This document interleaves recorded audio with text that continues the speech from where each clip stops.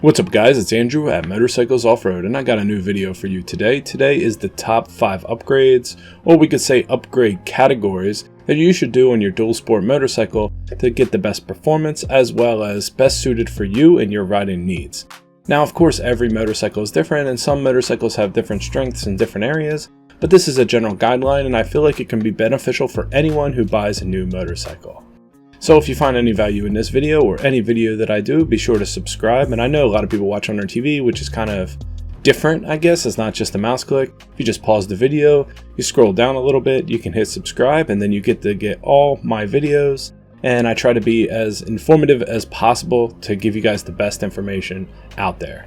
So let's just get right into the video, guys. Okay, where to begin? So firstly, if we're talking about the top 5 upgrades you should do first in order, I will have to say that the first 2 upgrades may not be the most interesting, but with many things in life, sometimes the simplest things yield the most benefits. So number 1 is the tires. Now I've done multiple videos on which tires for which bike, and we could talk about this for 10 minutes straight, but there is a couple key points that we should mention. When you buy a dual sport motorcycle, the tires that are on that motorcycle aren't necessarily up for the task. Not only are they not good at basically anything, they only serve 2 purposes. 1, to look good on the floor model, and 2, to be very smooth on a road condition if you do happen to do a test drive. Now that being said, if you use your dual sport just for commutes, back and forth to work, then the stock tires are fine. And if you are only using it for this, then after you burn through the stock tires, maybe you get something more road oriented. But the problem arises when you try to use a dual sport for, well, dual sport things.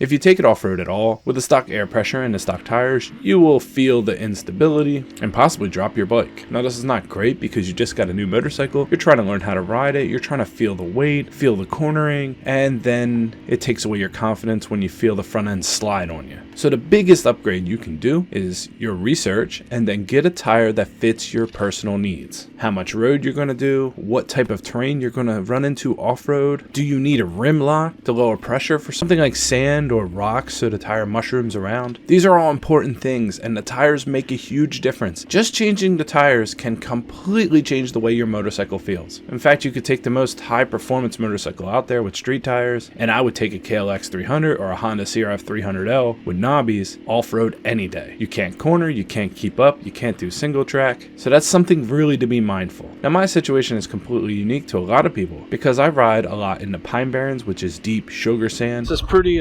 sugary down here.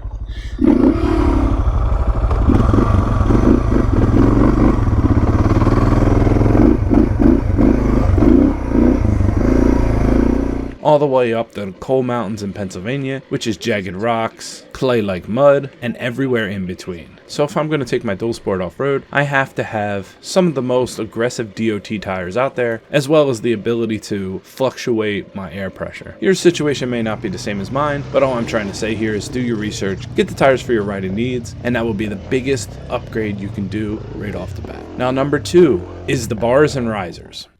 Now I know everybody wanted to hear performance upgrades and all this stuff, but the truth of the matter is when it comes to a universal dual sport bike, you want to have the correct sweep of your bars and possibly risers depending on your height. If you don't have the correct height bars, it'll put your body in the wrong position when you're trying to ride. Maybe you lean a little too far forward, maybe your arms are too locked out over the bars. Either way, not getting in position means that you can't manipulate the bike. Sure, you can deal with any type of bars when you're road riding. I mean, just look at the Harley riders out there. That's ridiculous. But trying to do anything athletic, you actually need to be in the correct position. You need to be over top of your bars, you need to be able to fluctuate your weight forward and backwards, bend your legs, and not have a hunched over back. Not to mention stock bars will bend like plastic, and most of the time they're much heavier than your aftermarket options. Alright, number 3, let's say you got your tires, you got your bars, and you're looking at the next big upgrade. Now this one is going to be pricey, and that is your suspension. People are different. People come different sizes, different weights, different heights, and adjusting your suspension and your sag for your bike is very important. I will say that you can get along riding the first year with the stock suspension almost any dual sport bike. Or as you build your skills, you're definitely going to want the correct suspension for your weight, for your riding situations. Maybe you lower the bike for your height. All this is important. I'll give you an example, something like the KLX300. The stock suspension is fine. It's adjustable. It's great. It's actually one of the better suspensions that you can get on a dual sport motorcycle today. Problem is, if you're bigger than average, whether that be weight, height, etc., or you want to moto camp off that bike, you're going to need to adjust your suspension. On my 300L, the stock suspension is fine for 90% of the people that buy that motorcycle, but when you want to start taking aggressively off-road, you need to make a change. It's a Cogent Dynamics $750 rear shock and a $100 replacement front fork spring, and night and day difference, the bike is completely changed. So this can be one of the more expensive upgrades, but it's definitely important. All right, let's go back down the price range and let's talk about something simple, which is wider foot pegs. Wider foot pegs are super important, especially if you go see my KLX300 review. Those foot pegs are comically small. The reason why you want wider foot pegs is because you want more stability and more control of the bike off-road. When you're standing, you want a nice flat hard sole boot, and you want as much platform as you can so that you can lean forward, backwards, and grip the tank with your inner thighs. The wider the peg, the more surface area is touching the boot, the less likely you are to slip, and the more ability you have to dig your heels in, maybe pull your front up when you're going through sandy situations, etc. So wider foot pegs, I don't need to talk a lot about it. They're easy to do, but they're definitely a good upgrade. Now next, I would say we can go into the seat. I know if you watched this channel before, you heard my praises about the seat concept seats. They're amazing. They don't even know I exist probably. I get no kickback from them, nothing like this, but I have to say they're amazing. If you're a little bit shorter, you can get a lowered seat that also has nice wings on it for your legs to grip to, as well as it's more comfortable than stock. Or maybe you just go for a comfort option as you're using it to do dual sport things like commute. It's super comfortable and won't leave your butt sore after a long day of riding. I've done 8+ hours of riding on a stock seat and on a seat concept seat, and I will tell you it's a huge difference. Definitely an upgrade you should do, and my suggestion is just to buy the seat material, take your seat off, put the material on your seat pan. This is less than an hour process. It's a lot easier than you think it would be, and it'll save you probably $100. I would say this is a mid-tier upgrade in America. It's like around $200 for the new foam with the cover, and it's totally worth it. All right, lastly, this is what everyone's probably waiting for, and this is my performance part, right? And this is very subjective depending on the bike you have. If you have something like a KTM, maybe you don't need to do anything for performance. But a lot of these bikes today have to pass strict emission standards, which means they're tuned down, they're running very, very lean, and you want to get 10 to 15% more power out of them, of course. So what do? We go with exhaust, ECU, EJK, etc. Now I lumped all this together because I want to say that yes, it is tempting for a lot of people that ride to just switch out the exhaust. A lot of people love to do that. The problem is your bike is most likely running lean from the factory, whether that be a carburetor or fuel injection, and when you add an exhaust or an intake in an exhaust, what you're actually doing is you're adding more air, which makes it more lean, which makes it run even hotter. You ever been riding for a while and you feel your leg nice and warm from that exhaust? Chances are your bike's running too lean. In fact, sometimes with some of the Suzuki models, if you warm up the bike too long, the pipe will start to glow. So how do we fix this? Well, we have to add more fuel. So anytime you add an exhaust or an intake, you have to add an ECU, EJK, or new carburetor jets. Now, carburetor jets are pretty cut and dry. They've been around forever. Everybody knows what to do. In fact, any bike that has a carburetor, you can look up on the forums and get the exact jet size that you need to install into your current carburetor, and job is done. Very easy, right? It gets a little more complicated when we're talking about EJKs and ECUs, and what's mainly the difference is an ECU is an overall computer, and a lot of times you can buy a flash or a separate whole computer, like the 300L, for example, at 550 performance, and you just snap it in there, and now you can run a better octane fuel, advance the timing, as well as fit for your exhaust needs. Plug and go, and that's it. Now when it comes to an EJK, which is an electronic jet kit, that's basically an inline computer that adjusts your fuel injectors and amount of flow of fuel. Once again, every bike is different, but my main experience with this was my XT250 for my daughter, and it was very simple. It was plug and go, and there's directions with a separate set of numbers to punch in that I just copied right from the website for